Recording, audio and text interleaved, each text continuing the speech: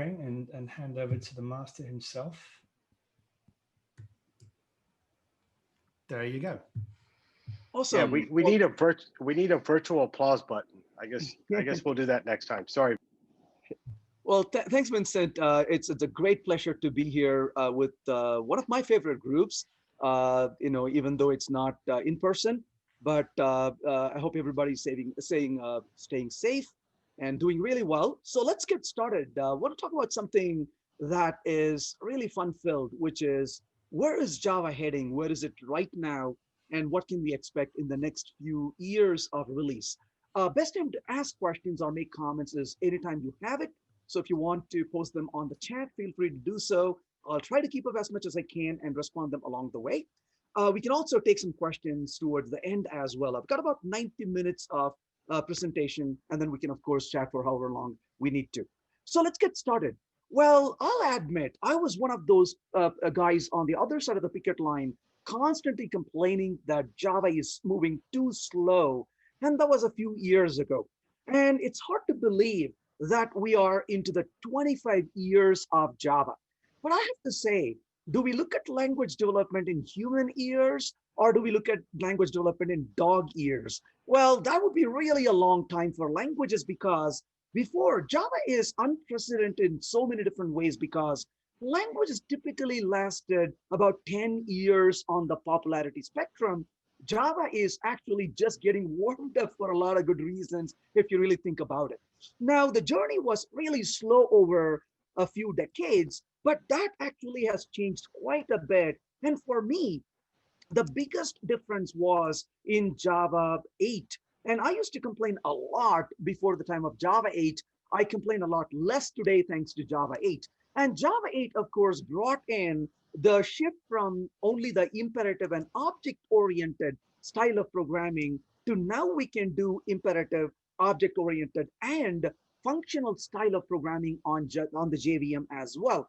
And of course, to me, functional style of programming made a huge difference in Java because imperative style of programming has accidental complexity. Functional code, even though is not very familiar to a lot of us, has less complexity overall. And that's one of the reasons that I was drawn into Java in all honesty. And I jokingly say that before the time of Java 8, Java was actually on the deathbed. They were singing the last rites to Java. And then all of a sudden you look around and you see Java jogging in the park and having a great time. That's because of the revolutions that have happened in the JVM and Java since Java 8. Now, of course, I used to say that Java 8 was the biggest release of Java. But now, of course, I would say Java 9 was the last biggest release of Java. Java 9 introduced the concept of modules. And of course, the world is trying to really adopt and embrace modules as we speak.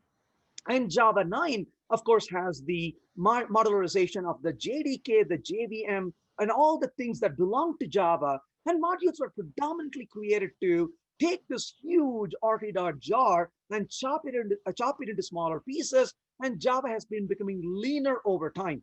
Part of the reason for the change, of course, is Java is being used today in a lot more different environment than 25 years ago when Java was created. And part of that is, of course, the serverless computing we talk about, the microservices we talk about. So it's a very different world we live in compared to only a few years ago. Now, not only that, Java 8 also brought about some really interesting APIs, especially in the terms of functional style of programming. The collectors class had some improvements, optional saw some improvements, and a few other things, not to mention, of course, the improvements in the JDK, other improvements in JDK, and the JVM itself. But of course, the change started becoming more quicker from that time on. And Java now is, of course, on a release cadence, which is every 6 months, Java is being released. And that's exactly where I want to talk about. This is not your parents' Java. Well, back in time, when Java was being developed, we saw release of Java, every 4 years to 7 years. Now we are seeing a release of Java every 6 months. Now that's pretty spectacular if you really think about it. And I really like what they are doing right now because this is the whole point of being agile. I like organizations that don't talk about being agile, but actually do the right stuff to be agile. And this is really about not you and me. It's really about the development of Java. And I welcome this because when what happened in the past was there were an arbitrary set of features that were taken together, and they said the next release of Java will have those features. Now let's be honest about it. They are humans as much as you and I are. And what do you and I tell oftentimes to the boss? The boss comes to us and says, how's it going? And our answer oftentimes is, I'm almost done. And the word almost done usually is 7 years later. And that's exactly what's been happening in Oracle is all these features coming together. Well, most of them are almost done. We need a few more years to get them really ready for release. Well, they realized that this arbitrary framing of what's going to go into a release is really holding back development. And more important, it's holding back innovation. So they really took a bold step, in my opinion, to really start releasing Java every 6 months. Now, this reminds me of an experience I would never forget. I was on a tour. This was a few years ago. I'm much older now than I was at that time. But this was for my 50th birthday. I kind of came up with a silly idea. I decided for my 50th birthday, I want to speak in 50 user groups. And I called my wife and said, what do you think of it? Hoping she would say, are you out of your mind? Quit that idea. Instead, she said, what a great idea. You should do it. And the next thing you know, I signed up in 53 user groups to speak. But one such week was I was going to speak in 5 user groups in Switzerland and then hop on to Germany to speak on that Saturday. So 6 user groups talks in 1 week. And I land in the Zurich airport and I was a little concerned. It's going to be really hectic traveling through this country, one city every night to speak. But Phil Horn came along, amazing guy who leads the user group over there. And he gave me a little, little folder and said, this is your ticket for this entire week. And it contains train tickets to go across the cities. And here's the deal. You just go to the train station. There's a train on the top of the hour. There's a train every 20 minutes. You can take any train you want to. And usually I'm stressed out when I have to travel. Am I on time? I don't want to miss my flight. I don't want to miss my train. But that week was the easiest week ever. I would get up in the morning. I would go for a run. I would read a book for a few hours, do some coding, have a nice breakfast and say, maybe it's time to really go to the next city. And I would walk up to the train station, have a chat with people over there, and then take the next train whenever I wanted to. And that's exactly what I realized is when there's a release coming every 6 months, you're not under pressure to really artificially try to get things ready. When things are ready, they can be released. And one last thing I want to quickly mention here to demystify a misunderstanding a lot of developers often have. Java is not, and I want to emphasize this, Java is not being developed every 6 months. Java is being released every 6 months, but the time it takes to develop a feature is the time it takes to develop it. For example, talking about Java 10 has one language feature, but that one feature actually took them 5 years to develop. As an example, one feature I'm eagerly waiting for is Project Loom, and they've been working on it for nearly 10 years now. So clearly, Java is not being developed every 6 months. Java is just being released every 6 months. So when a feature is really done well, they release it in the next cycle, which could be a few months away. And that's basically the benefit of the frequent release cycle they are following. And every single release is really the same excellent quality as it is, so no less by any means at all. So going back to the Java language features, Java language 10 has one feature, which is local variable type inference. Now, I don't understand why, but there's a significant number of developers who get really apprehensive and angry about it. Now, a couple of years ago, I wanted to go talk in the Java user group in Dallas. Remember, this is Texas. And they said, come over and talk about it. And I hadn't thought about what I want to talk about the time I signed up to give a talk. And a week or so before the talk, I said, what do you want me to talk about? And they said, why don't you come and talk about the language 10 feature, the type inference and how we can benefit from it. And I thought about it. I can give a talk about type inference for exactly 30 seconds. Java has type inference. Thanks for coming for my talk. And I'm like, how am I going to talk about type inference for a good 90 minutes? I'm not kidding with you. The talk went for a full 2 hours at the user group. And the room had about 120 people. And I would say that half the room really liked it. The other half of the room really did not like it. We almost came close to calling the cops because we were afraid that a fight is going to break out. Well, that's one of the nice things about the type inference feature is that a lot of people like it, but a lot more people don't like it as well for different reasons. But let's dig in and look at what it really means. Now, you can write a variable in Java like we normally do. So I can say string greet is equal to hello in this case. And once I define this, I can output the value of greet. And when I run the code, of course, it prints out greet. Now, this is a very traditional way of writing the code. However, with Java 10, you don't have to specify the type information. You can simply say var greet equal to hello, and the compiler is as happy to run that code as it does the other code.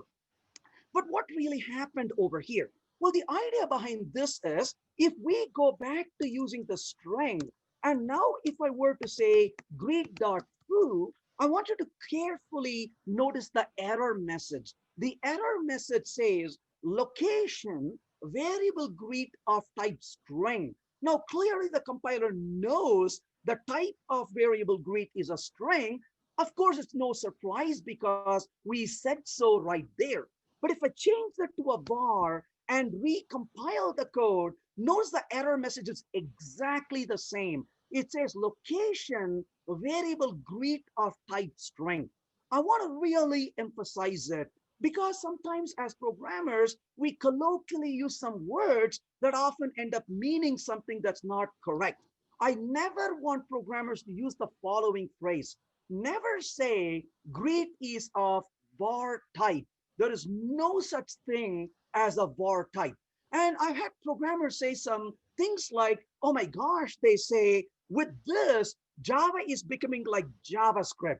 I don't think Java can ever become that evil. So don't ever say that it's going to become like JavaScript. Because JavaScript, don't get me wrong, I love JavaScript for different reasons, but JavaScript is dynamically typed, whereas Java is statically typed. To really explain this a little further, I want to get a little deeper into it. So if I were to say string, the type is specified explicitly on that code right there.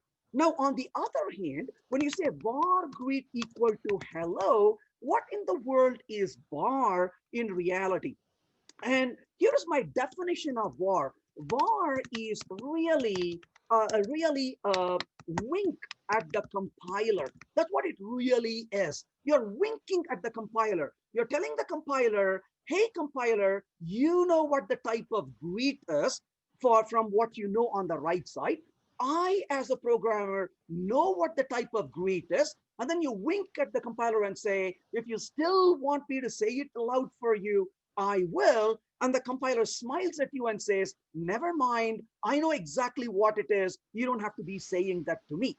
Now, just to illustrate this winking at the compiler, let's go a little deeper into this. If I put the word string over here and take this particular code, let's go over to the command prompt right now on this particular file. And I go to the command prompt. On the command prompt, let's go ahead and blow away the files in the temp classes directory right now. Then I say javac and -d temp/classes, and I'm going to compile the sample.java file that we just wrote. After compiling it, I'm going to ask for the java p -c -v. All those options are all aliases on my machine already. So I say java p, and I take a look at the temp classes sample.class file. Let's take a peek at it. Notice that is the byte code we are taking a look. And if you notice the byte code that you're seeing here, notice on this line, it says that LDC string hello. The LDC stands for load a constant right away, and the constant it's loading is the hello. I'm going to leave this on the screen with line number 11 highlighted. Let's go back to the command prompt right now. Now back to the code right in here. I'm going to modify this to put a var in instead of a string. And let's go take that code with the var. If I go back to the command prompt, I blow away the class files in the classes directory. I compile the Java code again, and I launch the Java P one more time right now. So here you go, is the file it popped up. Now notice this is the bytecode, and I've not highlighted that line number 11. As you can see, I just highlighted the space between them. Now I switch between the old file and the new file right here, and you can see what the difference really is. And as you notice, there is absolutely no difference. So what that tells us is the Java compiler inferred the type at compile time. So when you look at the bytecode, there is no difference in the bytecode at all, whether you specified the type or you used a var to let the compiler infer the type for you. It really doesn't matter. So I'm going to say most of the time, the type is exactly the same as the one you specified. And I say most of the time because there are some special situations where the compiler is super smart than definitely me. And as a result, it infers the type to be a lot more stringent than what I may expect. So 99.9%, the type is what I want to write, and the other percent of the time, it's even better than the type I would key in. So var is extremely safe in that regard. Now, when it put up var, you're really telling the compiler, please infer the type for you. Now, clearly, you may ask the question, what did we really gain by not putting string, but putting var? Well, oh my gosh, did you notice we avoided typing 3 characters? Well, of course, that's not a big deal. That's not a big improvement. However, there are times when the type is a map maybe, and maybe a string comma, and then maybe a map again, or a list of something over here, maybe a string type or an integer, whatever. And then you go back about putting these angle brackets, and you're never sure if you got all the angle brackets lined up. And then you go home at the end of the long day, and the family looks at you and says, what's up with all these bruise on your hand? And you say, oh, I've been spending my entire day working with angle brackets. I got bruised by the pointy little arrow right there. Well, the point is, when you deal with the code like this, it's often really very verbose. You can simply put a var and be done with it. And similarly, in places where you don't really care to say all the type, it reduces the verbosity.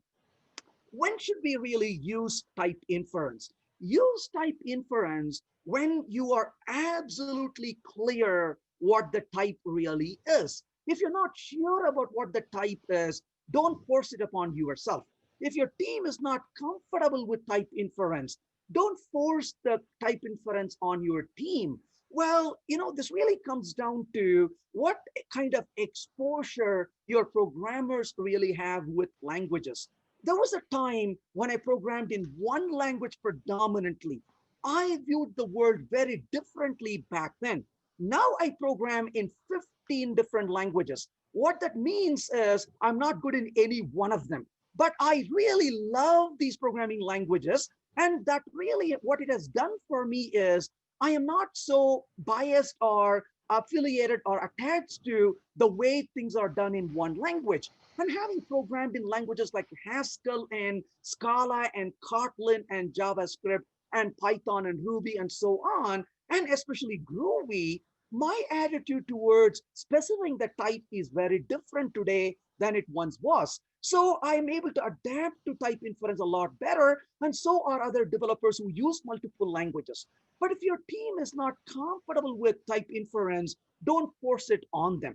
One of the best ways, in my opinion, to effect that change is leave your production code the way it is for now, but your unit test supposed to be really, really small. Start using type inference in your unit test. So when you're writing a unit test, you make a function call and you want to assert the result of that function call. Well, that function you're calling, use a var to define the type.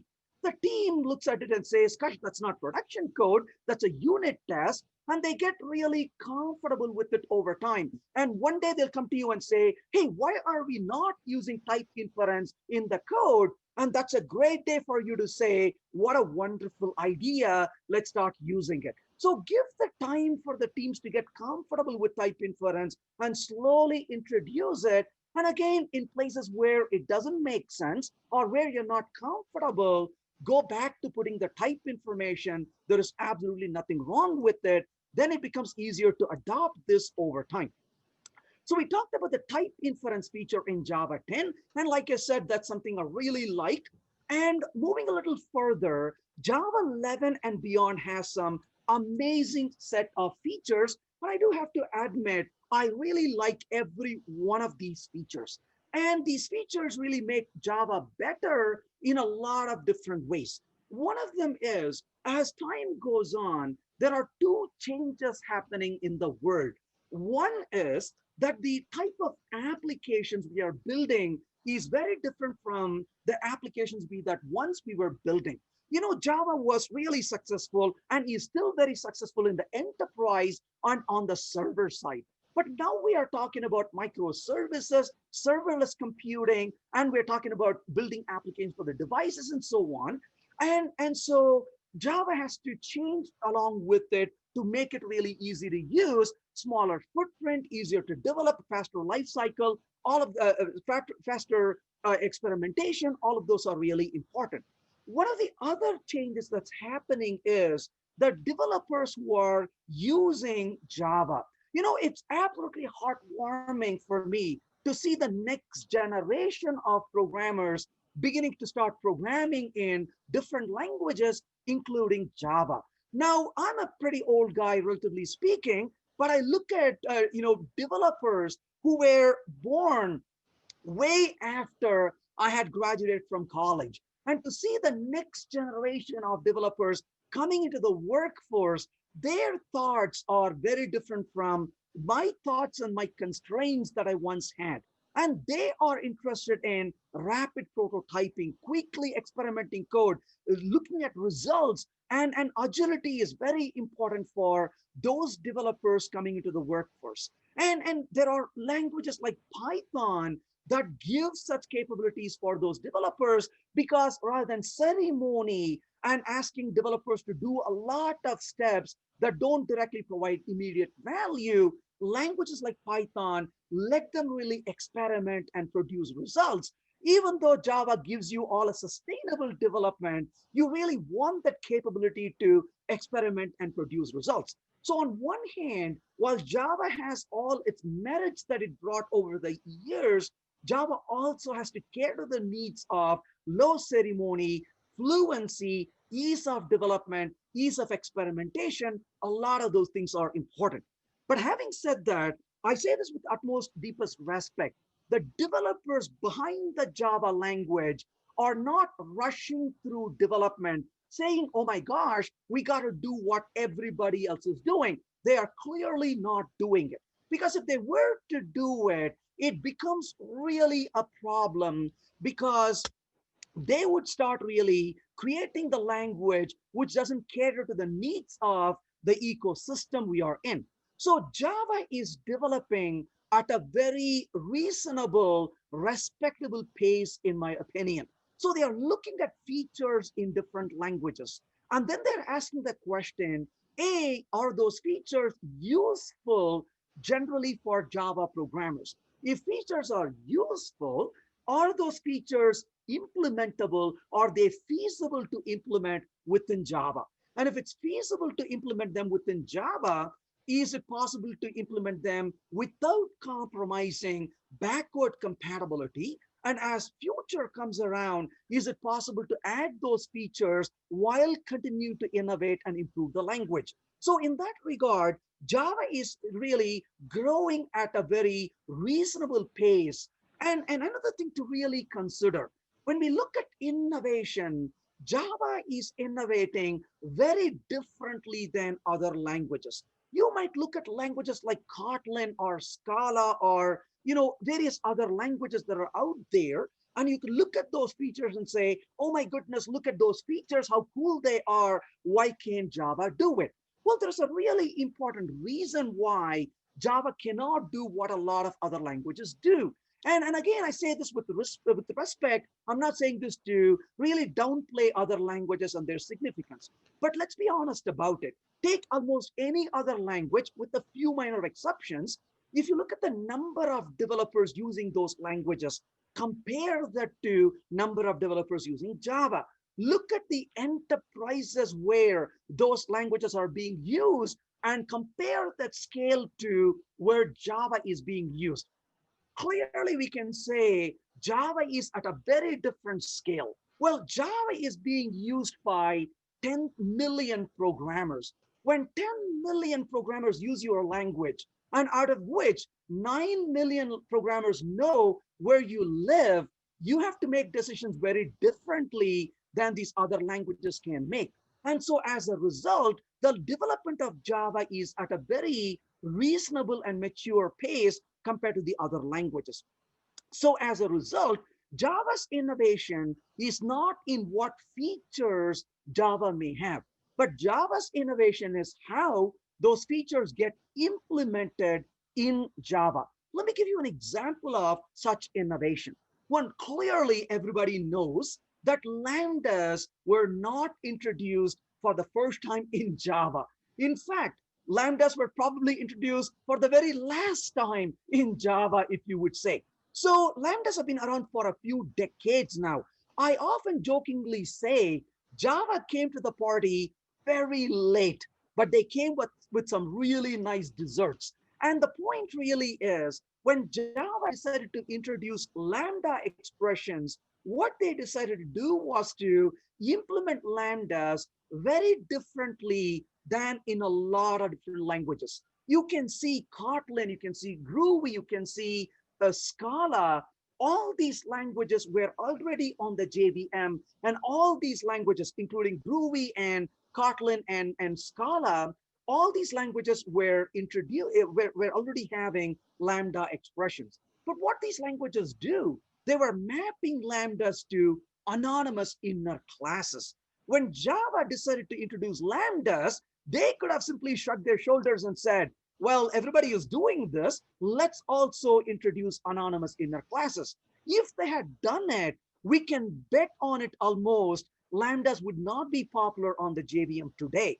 But instead, the innovation was not in bringing lambdas to Java. The innovation was how lambdas were introduced, were implemented in Java.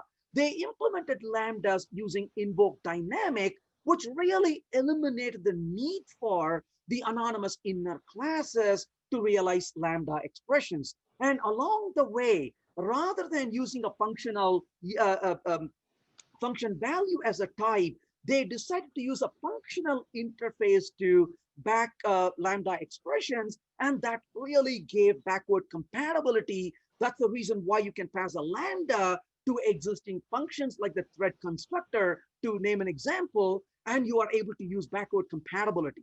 To me, that is the innovation of Java, where Java is innovating in how things are implemented on the JVM, and that's pretty darn powerful. And I'm going to highlight that a little bit along the way in the next few features we're going to talk about. So the next one I want to talk about here is switch as an expression. Well, until recent times, switches were predominantly statements, as we know. But I want you to think of the word statement, if you will, versus the word expression. Now, statements, I really have to tell you, I don't like statements. Just even say the word statement, how grim. It's like life was taken out, isn't it? Now say the word expression. You see, you automatically start smiling, isn't it? Because expression is like breathing fresh air. But of course, leaving alone the way we say it, why do I like expressions? Why don't I like statements? Well, statements are grim because statements are useful only if we create Well, unfortunately, side effects, right? So if you don't create side effects, you cannot use statements. Because what do statements do? Statements perform action. You go to a statement and say, can you please do this? And the statement is like, sure, I'm done. Well, thanks, statement. What was the result? And the statement says, I won't tell you. You go find it out for yourself. Well, statements don't return any results to us. So by definition, any non-trivial statement has to cause side effect. On the other hand, if you think about expressions, expressions on the other hand, expressions return a result and do not, and you could say should not cause a side effect. So as a result, expressions can be really pure. And if you really look around a little bit, you can notice that functional, well, I could say, fully functional programming languages do not have statements. Well, what do they then have? They don't have statements. They only have expressions. So this is one of the nice things about expressions is when you program in a functional programming language, you will not come across statements. Everything is an expression. If you look at languages, they will have even a function that doesn't return anything, return a type which is a representation of a void type, like a unit in some languages, for example. So statements are superior compared, expressions are superior compared to statements. Now, unfortunately, Java is filled with statements, and one of them is a switch statement. But thankfully, moving forward, we don't have to really do that with a switch. For example, if I call a function called process, a 1, 2, let's say 3, 4, 5, and 6, and I want to work with this process function, let's take a look at how I can implement the process function. So I'm going to say public, let's say static string. The process function takes an input right in here. Let's return, let's say whatever for a minute. And let's go back and evolve this code in just about a minute. What I can then do is I can say return, but notice I put the word switch right there at the beginning of the switch statement. I put a return. Well, that makes a switch not a statement, but an expression. And because switch is an expression, we don't have to introduce garbage variables. We don't have to perform mutation within a switch. And also, with the switch as an expression, every case automatically returns a response. We don't need the break statement. Aha, that's exactly what it is. Break is a statement. A statement plays no role with an expression. So you don't put a break inside a switch expression because switch is an expression, not a statement. So you don't put a break statement. So that removes burden on us as programmers. It makes the code easier to write. It is less error prone as well. And of course, the code becomes easier to test as much as easier to reason as well. So I can then say case 1, and I can simply return a value of 1, if you will. Then I can say default, and I can simply return, let's say, whatever right there in that code. So when you notice, it says 1 for the first one, but it says whatever for the remaining values.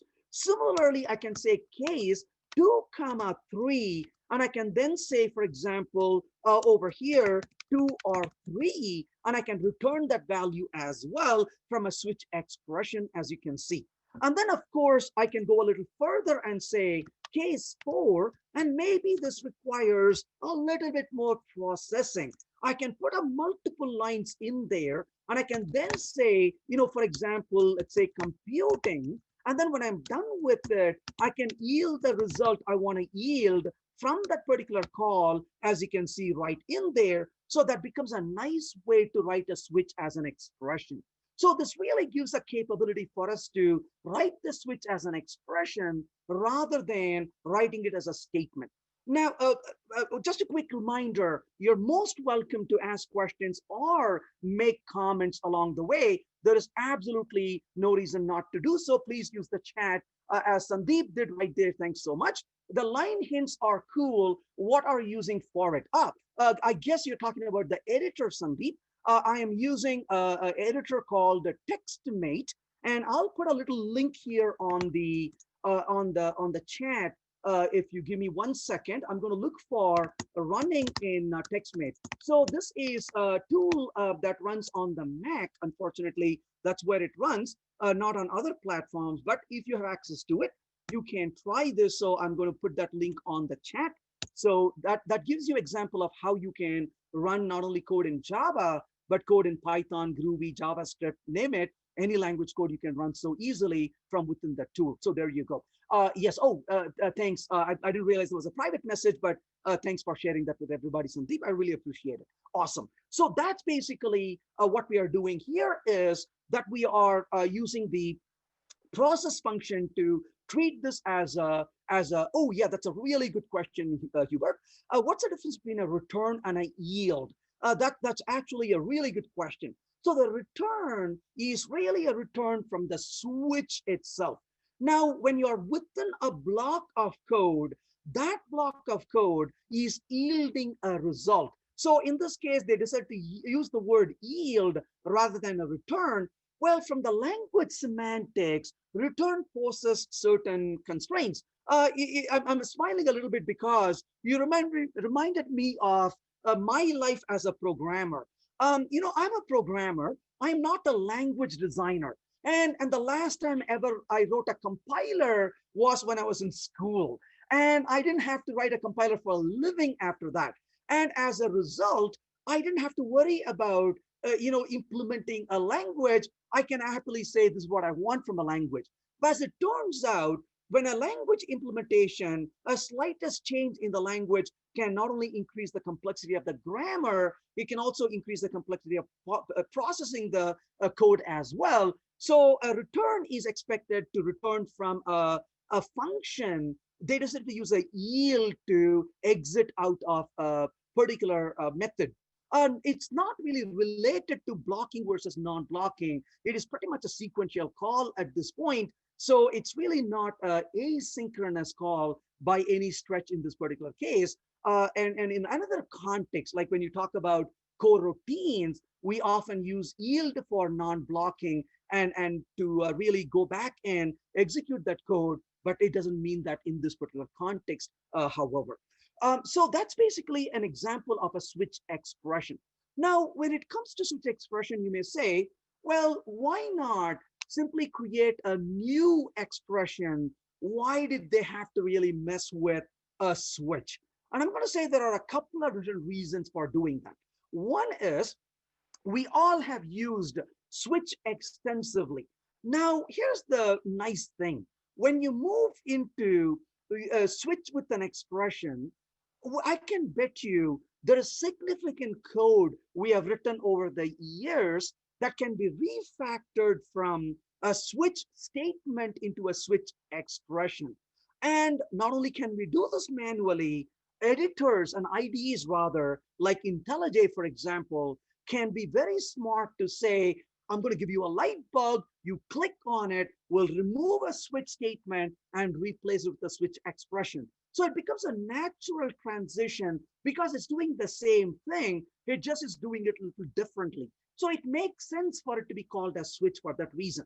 But more important, the switch actually is leading to something much bigger and better, in my opinion. And that is really moving towards a pattern matching syntax. And this is what I'm really eagerly looking for what's coming ahead in Java, is that switch will eventually transform from being a switch expression to a full-blown pattern matching syntax. And that's going to be really a fun use of pattern matching. And the code size is going to shrink so much.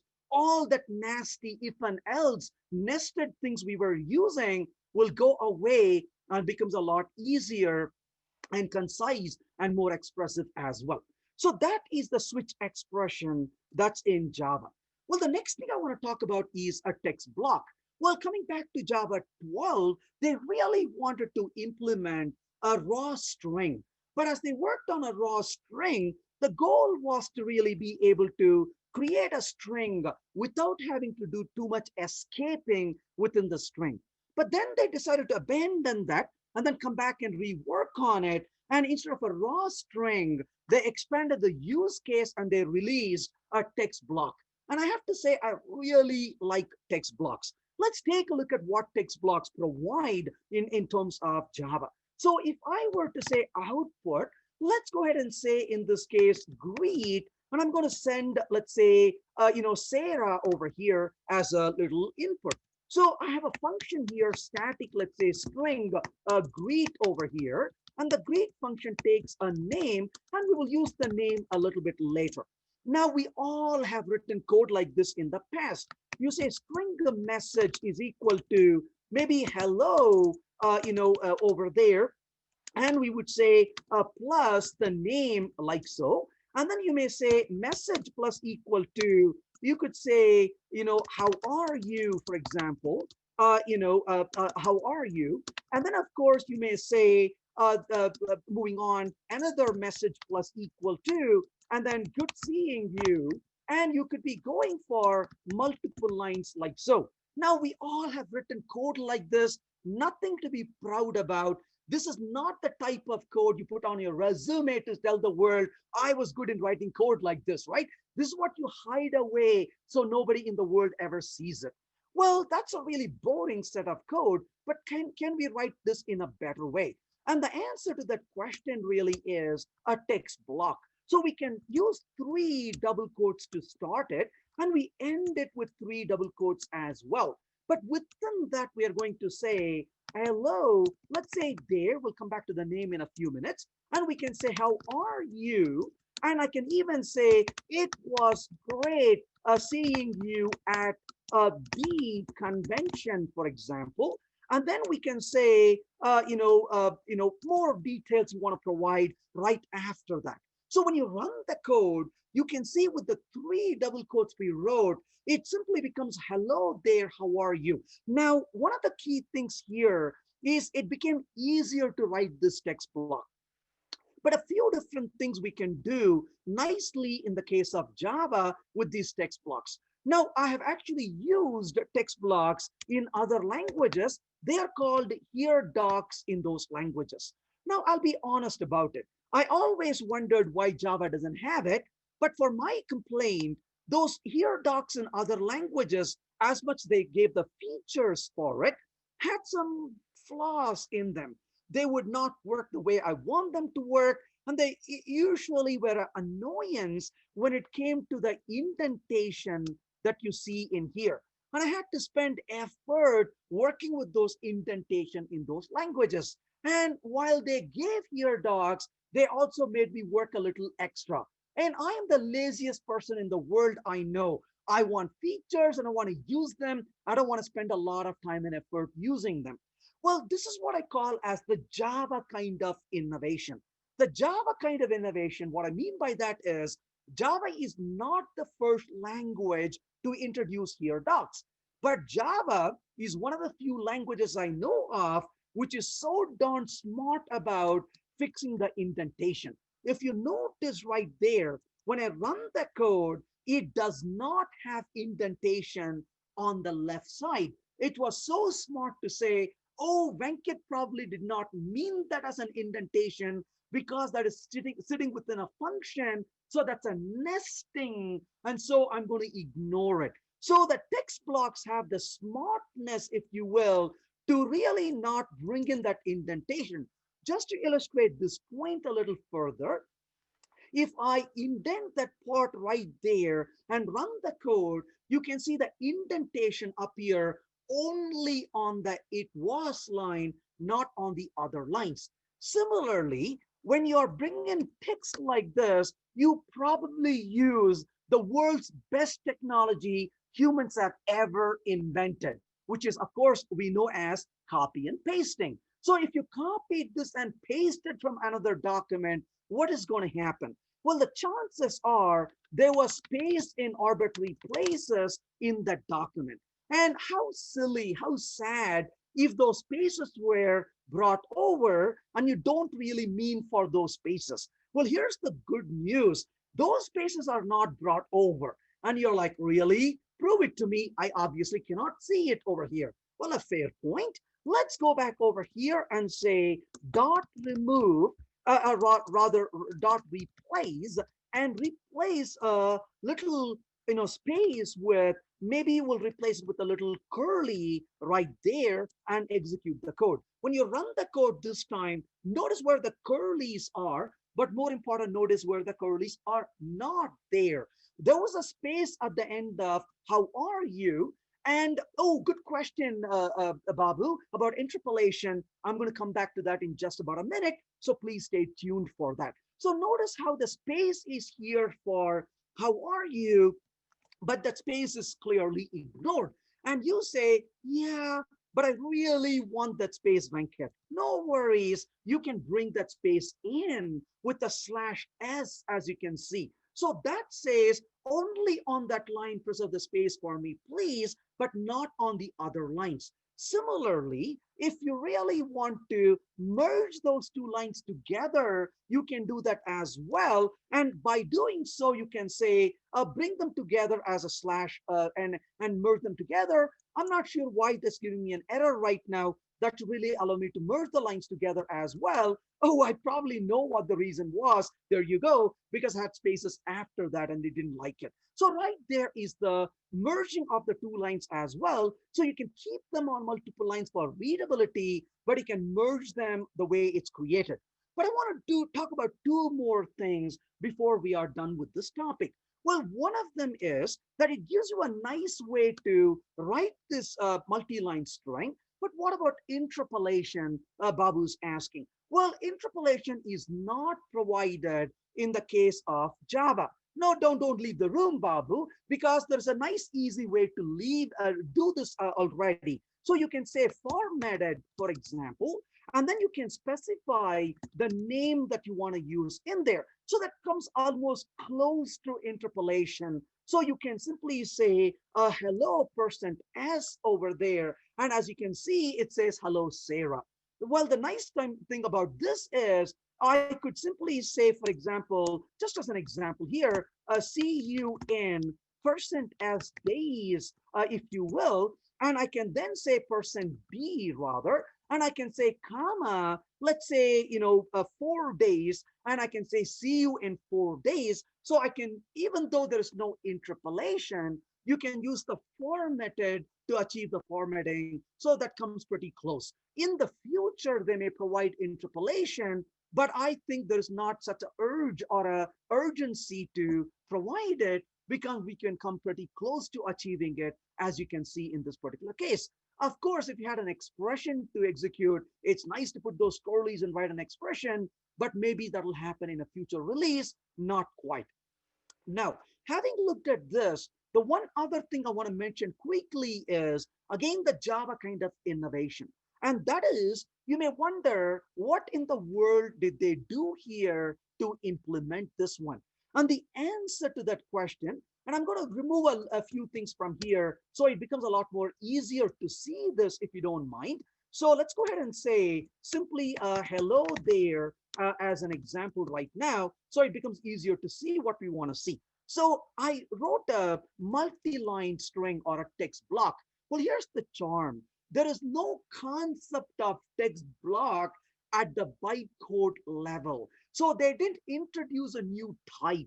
They didn't introduce a new class. So what did they really do? Well, if you go back and blow away the files in the classes directory, do Java P one more time, and then take a look at the bytecode one more time in here. Notice what the bytecode tells us. It literally created a string called hello there, and that's what it loads up right in there.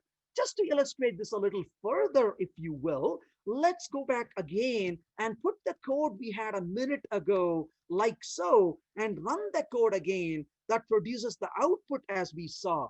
But let's go back and blow away the classes. Let's go back and compile the code, and let's take a look at the bytecode one more time. And if you notice, what did they do? They loaded a string one more time. Right there is the string hello %s /n. How are you? And they preserved the space because I asked them to preserve. So at the end of the day, you really are dealing with a string, not anything literally new. So they basically did all the work that you can imagine at compile time, there is no expense at runtime when it comes to using text blocks. So those are some of the innovations of how the text blocks are implemented in Java.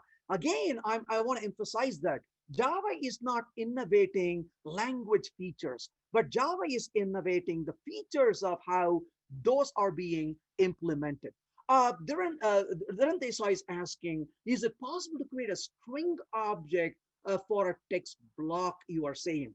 Well, so the answer is you are creating a string object for a text block. Well, just to step back, maybe I'm misunderstanding the question a little bit, but let me emphasize that. So when you create a text block, you are creating a string. So in this case, if I say foo is equal to, and if I put that in there, that is a string object. So that's a hello, and you can ask for foo.getClass. That definitely is a string. And that's what you're getting out of this at the end of the day. However, yeah, that's what I was going to say. We should literally, if you really think about it in Java, we should never do a string new. This is actually not a good programming practice. But if there's a reason why you want to do a new, you can definitely do a new. But that's what I was kind of alluding to. We don't want to do that. And not because that won't work. It is because you don't want to really create a new string like so. That's not a really good approach, if you will. So in general, even for a regular string, I would not be doing this. And that's what I was alluding to. So you're creating a string at the end of the day, but you don't want to use a new to create a regular string, leave alone creating a text block. It's better to avoid that. The reason why you want to avoid it is strings are interned internally. And when you use a new, you lose the benefit of interning. So as a general programming guideline, we don't use new to create a string. I would actually say a good code checker quality tool should tell us don't do that and instead use a regular string. So for that reason, I would say it's better not to do that. So it's not a limitation on the language. It's a limitation on what new does to string. And that's not a good thing. We want to avoid it. All right. So with that said, with the string blocks, the next one I want to talk about here are records. Well, records really remind me of two things from other languages. Case classes from languages like Scala, Haskell, and so on, records, and also Kotlin's data classes as well. So what is the purpose of a record? Well, one of the things we have been enduring in languages like Java is the sheer amount of code we have to write to get a few things done. But if you're writing a piece of code that is going to represent mostly an object, which is a holder of data, an abstraction to carry data around, we end up writing a lot of code. Now, the lot of code I mean is not just the noise or the ceremony, but the error we may introduce by writing that code. You know, that is one of the problems, right? The code we don't write, hands down, has the fewest bugs in it. So as much as we can, we want to limit the amount of code we want to write. That's a better thing. So if I write a code, a class called location. Now this class location, let's say, has a private, let's say double lat, and has a private, let's say double lon. Then what do? We then write a constructor for this. So you can say location, and you may say double lat, comma, double lon, and then you may say this dot lat is equal to lat, and this dot lon is equal to lon. Then you may say, oh, public maybe a double get lat, and you're going to say return lat from here. And when you do this, it becomes really a lot of work, isn't it? And so essentially, this is going to provide us a lot of effort to write the code like a get lat function. Similarly, we may have to actually write a piece of code like a get lon function as well. And this is going to return a longitude at this point. Now you may say, oh, come on, we don't really write all of this. We use a nice fancy IDE. Well, sure, if you use an IDE, you can gently right click on a variable. And before you could blink your eyes, the IDE will vomit the rest of the code. But such vomit I call is with unerasable ink. And that's going to live with you forever. What a smell that it leaves after all. So that's what you want to really prevent, is you don't want to have all of those. Now you may immediately point out to me and say, oh, Venkat, why don't you use Project Lombok or something like that? No, absolutely, with all respect, we should use tools, but not because the language is not sufficient. Oh yeah, totally, Philip. You're absolutely right, Philip. Why should we not declare it as a final? Well, you want to declare it the final, and maybe a public final is the choice. And notice again, I think you made a really good point, is now we are debating about how to write it. Well, what if there is one right way to do this, so we don't have to really debate about it, isn't it? And that's the next thing. Secondly, if you were to create a location, let's say a location is going to be 1, 2, for example, in this particular case, and I'm going to create a new location. So location is equal to new location. But then if I were to output the location, notice how sadly it prints a totally meaningless information for us. Wouldn't it be nice to give a more valuable information to the caller? Well, that's exactly what we want to do. We can come back here and say a record. So when you say a record location, to go back to your point, Philip, is you can remove all this burden and have a nice conventional way of doing it. So here is the double lat and a double lon, and notice all that cruft is gone from that particular piece of code. I don't have to be writing them. And what do they do? Exactly what you recommended, right? There is a function that is written for us, and they give you a prescribed way of doing it. That becomes your record. So the record says location, a double lat and a double lon. But as a bonus, they're running a buy one, get five free offer. So what that means is, if I ask the question, is the location equal to, let's create a location 1, if you don't mind, and let's also create a location 2, if you will. And the location 2, let's say, is going to be some other location. Oh, let's say 1 and 2 again. Let's create a location 3 while we are at it. And let the location 3 maybe is 21 comma minus, let's say, in this case, let's say 25, if you will. So in this case, I asked the question, is the location 1 exactly the same as location 2? And clearly the answer is no, they really are not. They're 2 different objects. And I asked the same question about location 3. The answer is no, they are definitely different objects. However, if I ask the question, location 1 equals location 2, and then I ask the same question, is location 1 the same as location 3 in terms of the value, you will notice the difference in the output. While location 1 and 2 are equal in value, location 1 and 3 are not. So you see the output of false, false, true, and false in the output. So that shows you how the equals method has been implemented for the record. Not only that, of course, we all know if you dare to implement equals, you better do hash code as well. That's implemented too for us. We don't have to worry about it. So all of these functions nicely implemented, the toString function implemented also. But where record is going is something I'm really excited about, but I'll talk about that when I talk about pattern matching later on. So given this, of course, what if you really want to perform some validation? Well, a couple of different things. Location cannot be extended from a class. You cannot say extends, for example, from maybe sample, for example. You cannot do that. Why not? Because records already extend from Java lang record. So records already have a base class. Not only that, by definition, records are final as well. A question or a comment here from Sanjay, whether use of record is within the same class or can it be from other classes? So I've got a good news for you, Sanjay. It's not only from other classes and other modules. Here comes the charm. You can define a record within a function as well.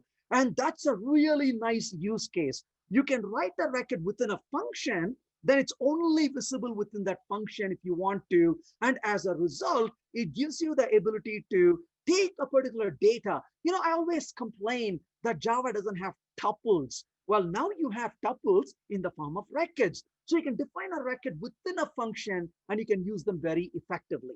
A question from George, is this record paradigm applicable to JPA entities as well? Absolutely, that they can be used in that context because they really are data object. So that's a really good use case for it too. And beyond that, it doesn't have to be restricted to it, but definitely it fits into that definitely.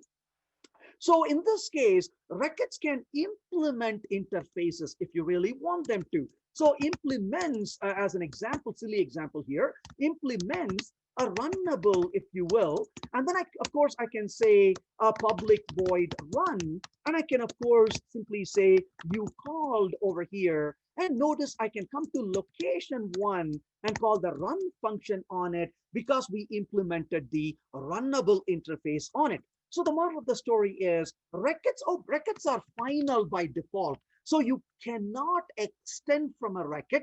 You cannot extend a record from a class, but you can implement an interface if you really wanted to. So that gives you a nice little flexibility for records in terms of how they can be useful. And of course, one more detail. Suppose you want to perform a restriction, if you will. So you can say public location.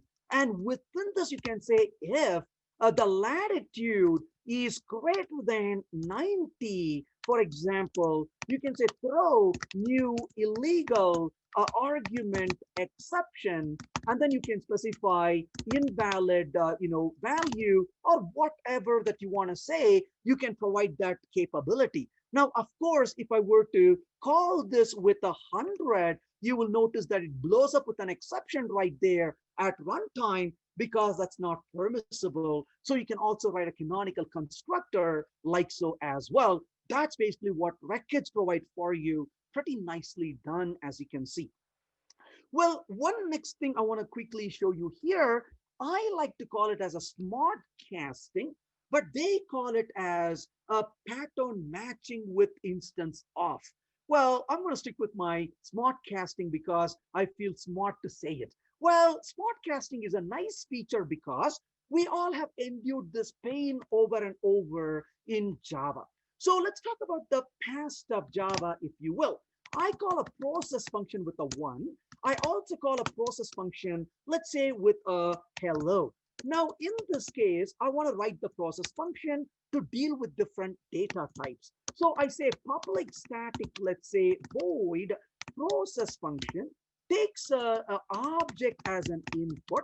And within this, I say, if the input is an instance of string, I want to say, I got a string. Well, taking this particular code, when I run the code, you can see that it's going to display, well, input is instance of string. This is a void function after all. It's not going to return anything. A type of void is not allowed here on line number 11. It's complaining. Obviously, I cannot print out the result of a void function, right? So let's get rid of that part. We don't care about it. So let's go to this one here and say, I want to remove this print line and just call that process function. When I run the code, what does it really provide for us right now? It tells us I got a string. Well, but I want to really say I got a string, and then I say a plus, well, of length. And what is the length of this particular string? Well, I'm going to say the input dot length. And as you know, that will not work, right? So that gave us an error. What's the problem? The problem is length is not valid on an input. Now, let me tell you what this feels like, if you will. So what do you have to do to make this code to pass? You're going to say beautifully wrap that input around, and then you put this little more curly braces around it, and you put a string. And the Java compiler now says, Good deal. Now, does anyone remember what this concept is called in Java? Well, they have a name for this, right? They call this casting. Well, I call it punishment because when you look at a code like this, I always ask the question, do you work for the compiler, or does the compiler work for you? Well, it sure feels like you are working for the compiler, isn't it? You're writing the code and the compiler comes around and says, how's it going? And then you're saying, I'm doing my work. And the compiler says, I'll be right back from lunch, keep working. And you got to write more code, isn't it? Yeah, that's definitely a punishment because we are working for the compiler, which is kind of sad, isn't it? So what can we do to avoid it? But let me tell you how this code actually feels like. It feels like, let's say you go to somebody and say, hey, did you go to the movie yesterday? And they say, yes, I did. And then you say, how was it? And they say, how was what? And you're going to roll your eyes and walk away, isn't it? Because this is not a person you want to have conversation with, because you just said, did you go to the movie yesterday? They said, yes. How was it? Well, the it obviously means the movie. Well, you want to have a conversation to continue. Well, that's exactly what you can do now with the smart casting feature that's available. So what you can do is you can go back to this code and say stir.length right there. Now, what in the world is all of a sudden a stir? Well, you can simply say instance of string stir, and you can write it like so. So what is stir? Just to emphasize this, if you ask if stir is equal to the input, the answer is, of course it is. It's the same identity. So you have a reference to input. The str is a reference to the same exact object, but one is of type object, the other is of type string. So both are really reference to the same thing. Essentially, that's exactly what's going to happen when you perform the casting. Likewise, you can go a little further with this also. For example, you can even say, for example, input instance of, let's say string stir, and stir.length is greater than, let's say 2, then you can say output, let's say in this case, 1, otherwise you can output 2 as an example. And when you run the code, you can see the output is going to be 1 or 2, depending on what the value really is. So you can even use this for the checking the type and using it. Our question really, is this a shortcut for the visitor pattern? I don't see this as a shortcut for the visitor pattern, because a visitor pattern may aim for a lot more than what this particular code is trying to provide. So maybe I'm not really seeing the connection at this point, Jeff, but it probably is. I don't know. So that's basically the beauty of this is you are nicely able to provide that particular check to say, if this was satisfying the instance of, then give me a reference to a variable that is going to be of the same type, but of a different type, so I can query that straight away. That becomes really nice to use. Well, the last thing I want to mention here before we talk about what's in the future is one latest addition to Java, which are called sealed classes. So what are really sealed classes? Well, let's step back for a minute. If you create a final class, we know one thing about final classes, can have 0 subclasses. We know that, right? So final classes can have 0 subclasses. You cannot inherit from them. But on the other hand, an abstract class, if you will, may have any number of subclasses. So this is two extremes, one that can have any number of subclasses, one that cannot have any. So what if we need something in between these two? Like what? What if we want a class with only very restrictive, restrictive subclasses? So as an author, as part of modeling, we want to really control this. So we want to control the children, the subclasses a particular class can have. So where's this leading to? This leads to what's called an algebraic data types. So algebraic data types give you this capability to say, we want to restrict the children subclasses a base class can have. And you determine what those subclasses can be in a particular hierarchy. So this gives you the power for performing modeling. How do we do something like that? So the first couple of things to keep in mind, when it comes to sealed classes, it can be a sealed class or it can be a sealed interface as well. So it's your choice. You can create a sealed class or you can create a sealed interface. The subclasses have to be sealed or they have to be final. So you cannot keep them open because they really want to control the hierarchy. I mean, that kind of makes sense, isn't it? Because if you create a base, if I create a derived from it, somebody comes around and creates a sub-derived, that would not make any sense, isn't it? Because you really want to control the hierarchy. So as a result, either that is sealed, which means you can have a very clear determined subclass because you allowed it, or that's got to be really a final. So there are a few restrictions like so. But let's entertain a little example to see how that actually works. So I'm going to go ahead and create a file called traffic_light.java. So what am I going to put in the traffic light? I'm going to create over here a sealed interface called traffic light. As you can see, my traffic light doesn't really have a whole lot, but it's an interface. But I marked the interface as a sealed. If I wanted to, I can write it as a class as well. But then I'm going to say a class, a final class right there. And the class is going to be called as, oh, let's call it as a red light, which is going to implement the traffic light right like so. Similarly, I'm going to implement a yellow light. And finally, I'm going to also implement a green light as well. So as you can see, I wrote 3 classes that implement the traffic light interface. Now I go back to my code right here, and I'm going to say a traffic light that I created right there.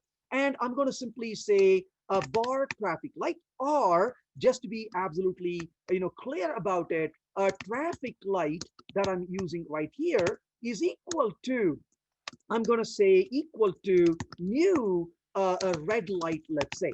So I created an object. Is the compiler happy with me is the question. And notice the compiler is quite happy with me. It says you're good.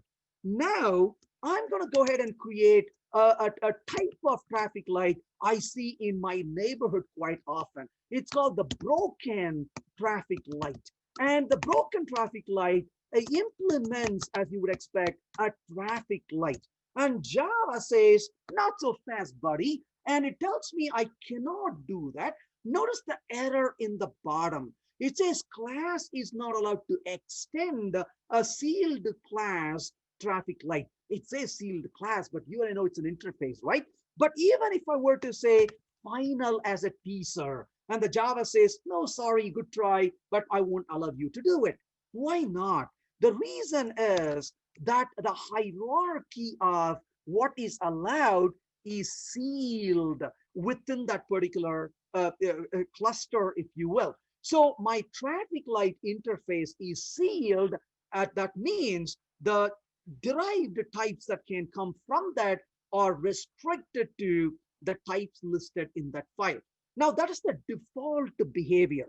So by default, the sealed classes are part of the same file as the sealed. Well, let's say by default the subclasses. That's what I'm getting to. Subclasses are part of the same file as the sealed class. So that is the default behavior. So in this case, the subclasses are all part of the same file. If that meets your requirements, you're done. But you say, yeah, but I really don't want to dump all of that into that file. Why? That becomes smelly. Remember the single responsibility principle. You don't want to open a file and see a 10,000 lines of code in there. That's going to be nasty. Okay, fair enough. You may want to write a separate file. Maybe I want to create a flashing light.java. So what does a flashing light do? The flashing light is going to be just like what you saw here, but except it's a flashing light implements traffic light. Now it's a final class flashing light in a separate file called flashing light. Now, if I go back to this code and try to run it, that code will not compile. Why not? Because, hey, you couldn't put it in the file here. How could you put it over there? So, or what you can do is the subclasses may be in any file that is part of the module to which the sealed class belongs with the use of permit. So permits is going to be useful to make that happen. So what does that really mean, permits? Notice the code is not compiling right now. It's failing, saying I cannot have flashing light. But I go to the code right now, and here I say permits, and I'm going to provide a list of red light, yellow light, green light, and the flashing light as well. And notice the compiler is okay right now. So what we did is we set sealed interface traffic light permits those 4 different types. Now, you may look at this and say, gosh, you already have a red light and yellow light right here. Do you still have to list it in permits? The answer is absolutely. You have to list that in permits. So as you can see, the code did not compile right now, but when I put the red light there, it really compiles. So the reason is they don't want you to be guessing at this point. They want the permits, if present, to be comprehensive. If you don't provide the permits, then it defaults to the subclasses in the same file. So either you can have the subclasses in the same file as the sealed class, or you can use permits and put the subclasses in any file as long as they belong to the same module to which the sealed class belongs. And that really opens the door for the algebraic data types. So that is kind of the state of Java in terms of the features we have in the language, sealed classes being the latest addition to the language as of the current release. But Java is going through some amazing growth over time. I have never been excited about Java as much as I am now.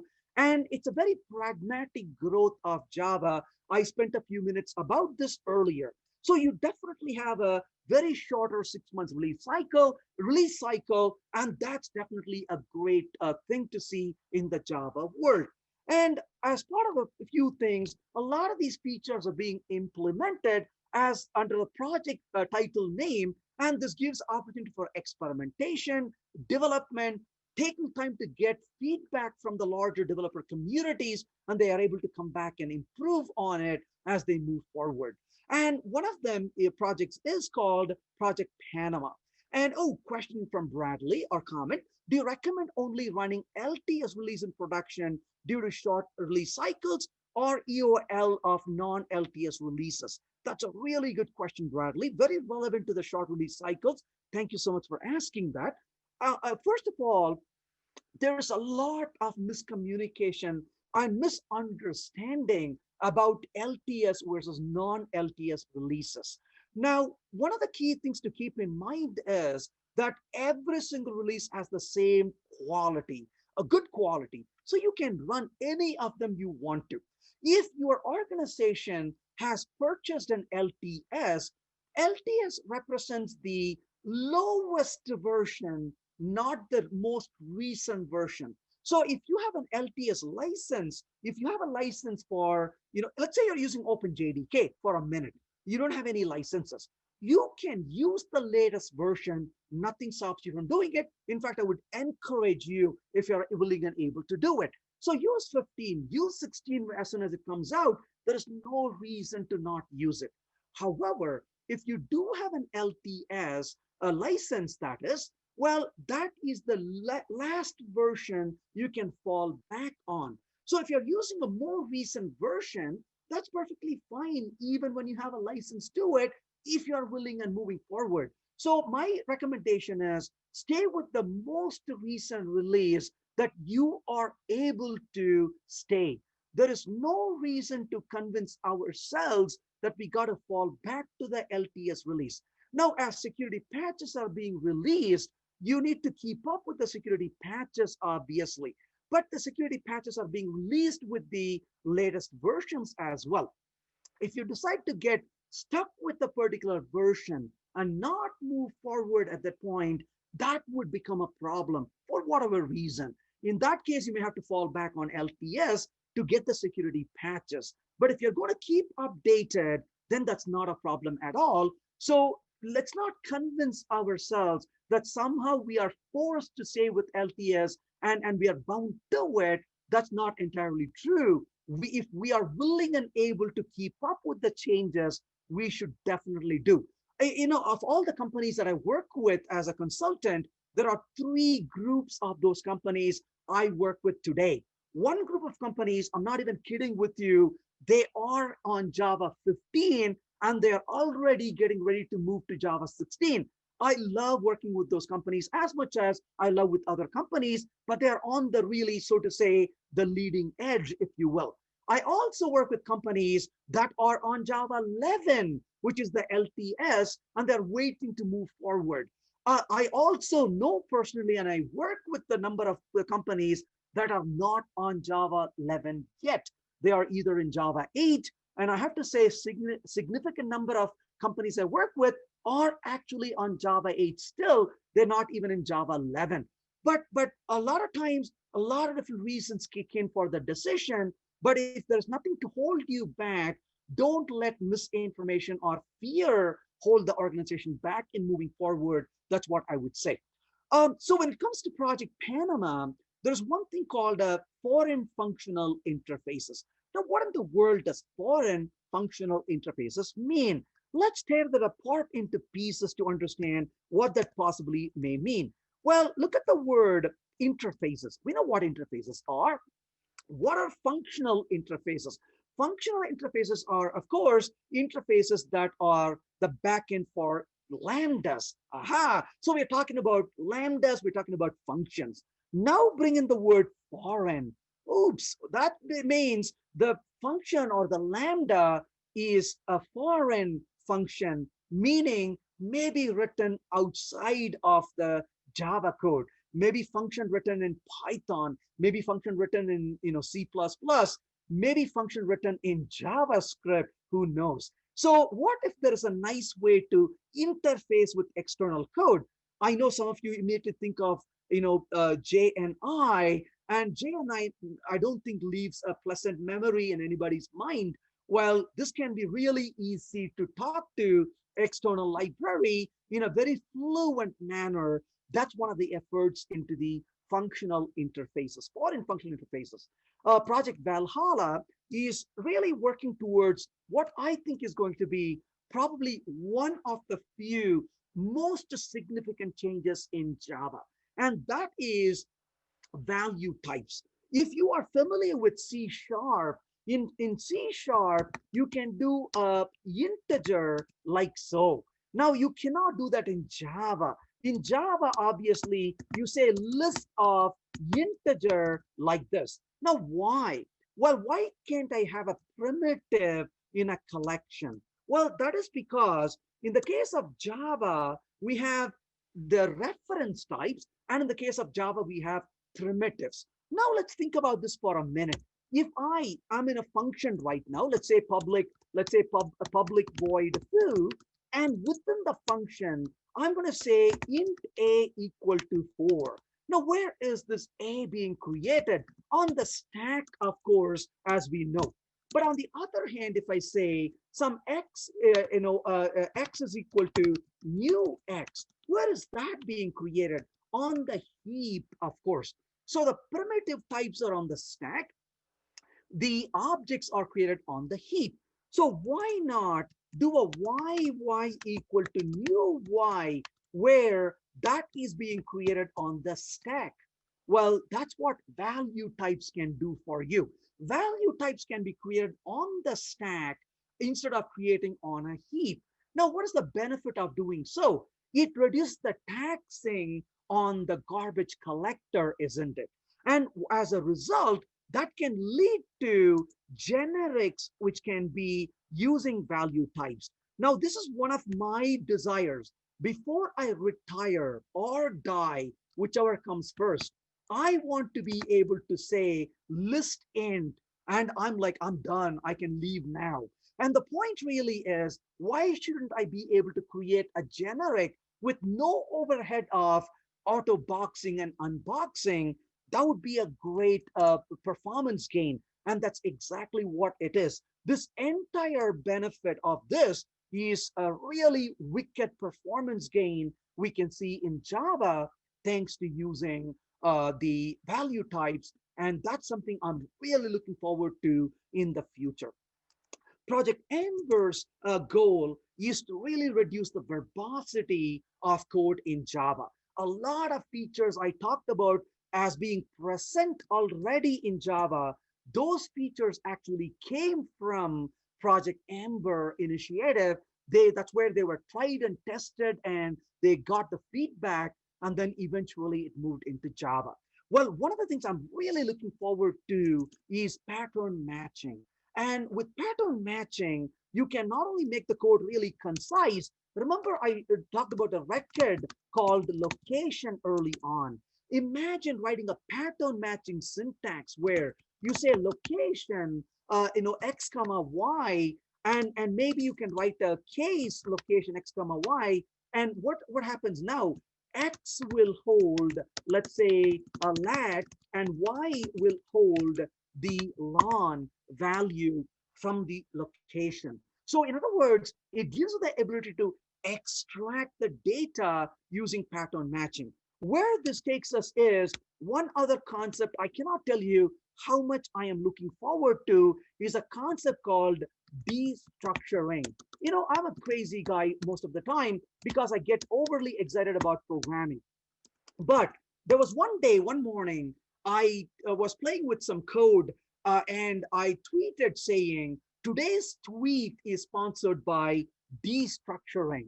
And destructuring is the opposite of structuring, or deconstruction, an opposite of construction. So rather than taking bits and pieces of data and creating an object from it, that's a reverse of it. You take an object and you pull properties out of the object in a very concise and elegant way. That is destructuring. And I tweeted that morning and I said, today's tweet is sponsored by destructuring.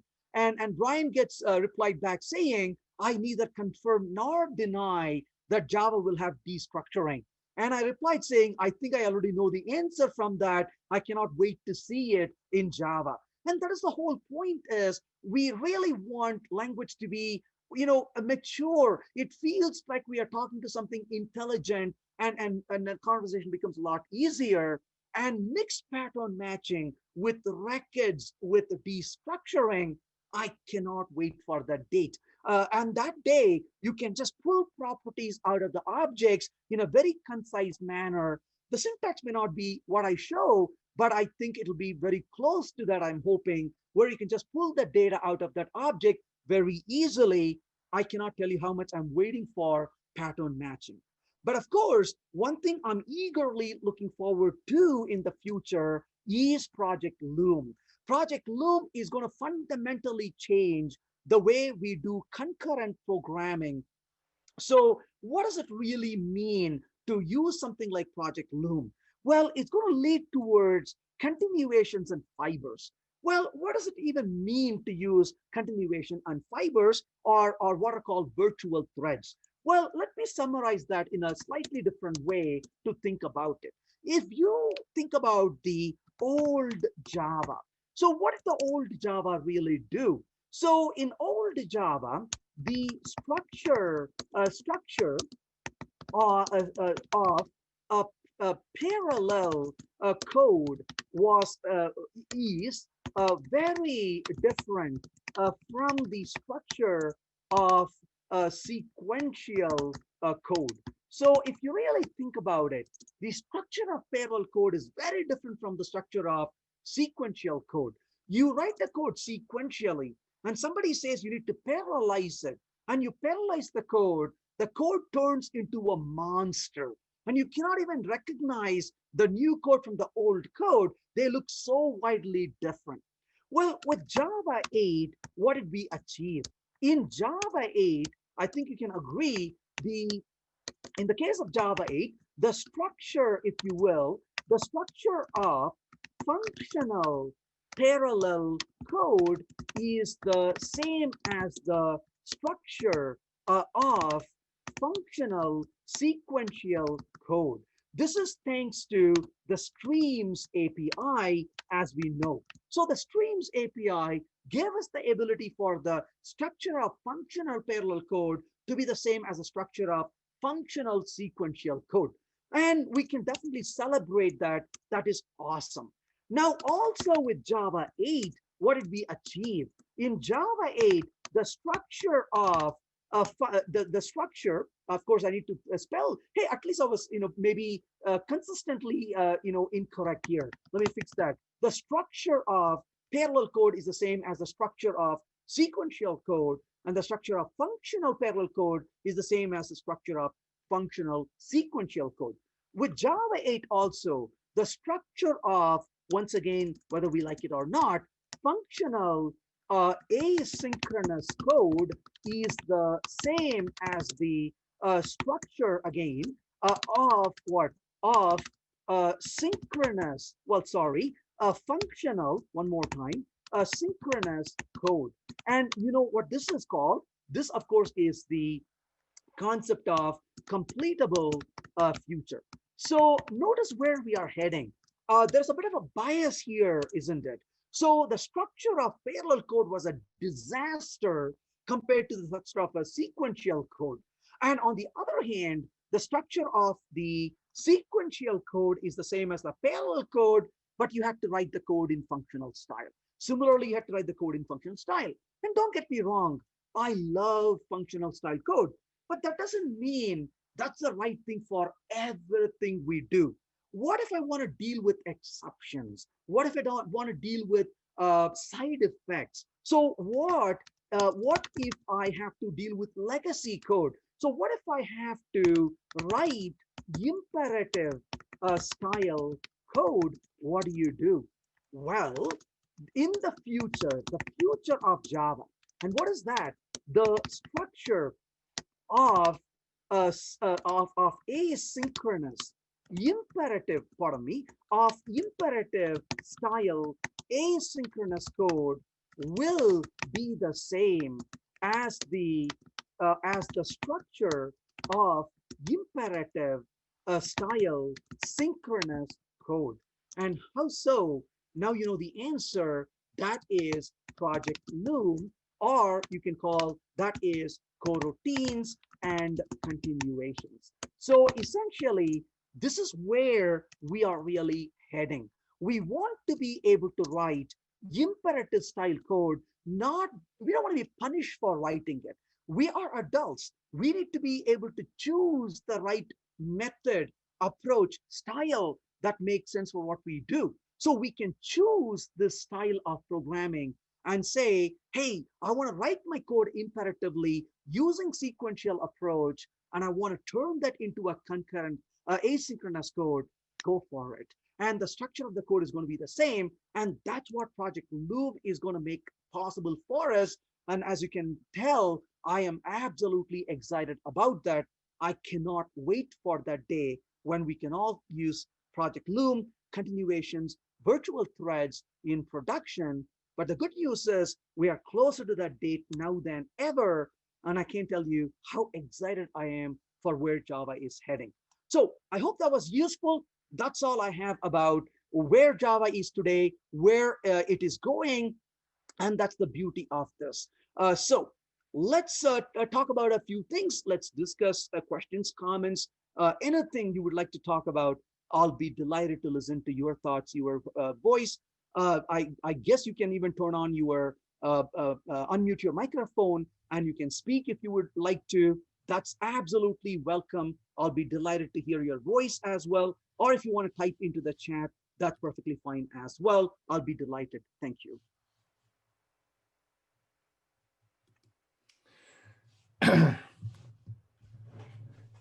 Oh, one question. Can you describe more on algebraic data types, or records are also one of them? Well, algebraic data types really are geared towards modeling a system where you can say, here are the data types I want to create, but I want to be able to restrict the types that I want to create. Going back to your question, Neha, is one of the benefits of this is, imagine you're implementing a pattern matching syntax. When you're implementing a pattern matching syntax, the combination of things you're going to look for in a pattern, you may say, I want to know if it is this or that, but is your pattern matching comprehensive? Did you make sure that you covered all the different options? Well, that's really hard to tell when you have regular classes. With algebraic data types, you know exactly what those types are, so you don't need the default route in a pattern matching. Not only that, tomorrow if you were to modify your code, you'll get a compilation error if you were to introduce a new derived type, because your case in the pattern matching is not comprehensive. So there are some really good benefits. Records don't tie directly into algebraic data types, sealed classes do. And so you can not only restrict from the modeling point of view what your class hierarchy is, the benefit is also in comprehensive check when it comes to pattern matching, for example. So the compilers can perform a bit more optimization, and compilers can also perform a lot more rigorous checks as well. That's one of the benefits you get out of the algebraic data types being available in languages. Hey, folks, sorry to interrupt, but we want to test out the space we want to use for the DevNexus happy hour. It's a space where we can chat with Venkat. It's actually really cool. I'm going to put a link in chat. I'm also going to put a slide up here on Zoom. You just need to go there and enable your mic and camera.